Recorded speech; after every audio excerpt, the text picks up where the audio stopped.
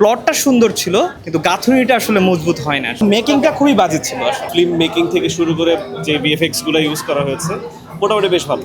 আমি দেখলাম হচ্ছে মালিক আরিফিন শুভর, বেসিক্যালি খুবই ডিসঅ্যাপয়েন্টেড হলাম আর কি। এর একটা কারণ হচ্ছে সেটা হলো জ্যাজ সিটি ওয়েব সিরিজ করছিল হচ্ছে আরিফিন শুভ, মানে এটা একটা মানে টপ নচ সিরিজ ছিল। আমি জানি না আসলে কিভাবে স্ক্রিপ্টটা উনি বাছাই করছে, এটা খুবই হতাশ হয়েছি। প্রথমত স্ক্রিন প্লে খুবই বাজে, ভিএফএক্স বাজে, একই সাথে হচ্ছে আপনার যে স্টোরি মানে সংলাপ এটা খুবই বাজে আসলে।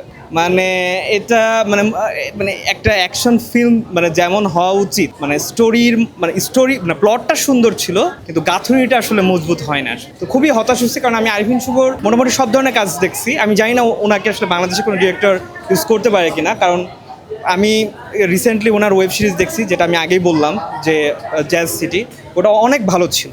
মানে ওইটাতে ওনার গেট আপ, বাট এখানে জাস্ট মানে আমরা যে মানে সাউথের যে একটু চুল বড় কিংবা হচ্ছে আপনার একটু মানে ফাইটিং সিন একটু বেশি দিয়ে যে আমরা খুব ভালো কিছু করছি এরকম না। মানে এটা খুবই মানে ওয়েস্ট অফ টাইম ছিল। স্টোরির যে থিম মানে যেটা আমরা ওভারঅল স্টোরি যদি বলি, প্লটটা ভালো ছিল কিন্তু মেকিংটা খুবই বাজে ছিল। বাংলাদেশে কমার্শিয়াল যে মুভিগুলো হয় সেই তুলনায় এটা অনেক বেটার একটা মুভি ছিল।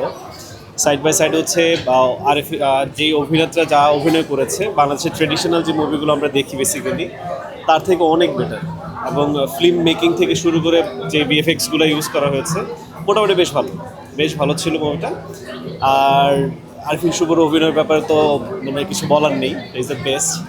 সো সেই ক্ষেত্রে বলতে গেলে ইটস ভেরি নাইস মুভি।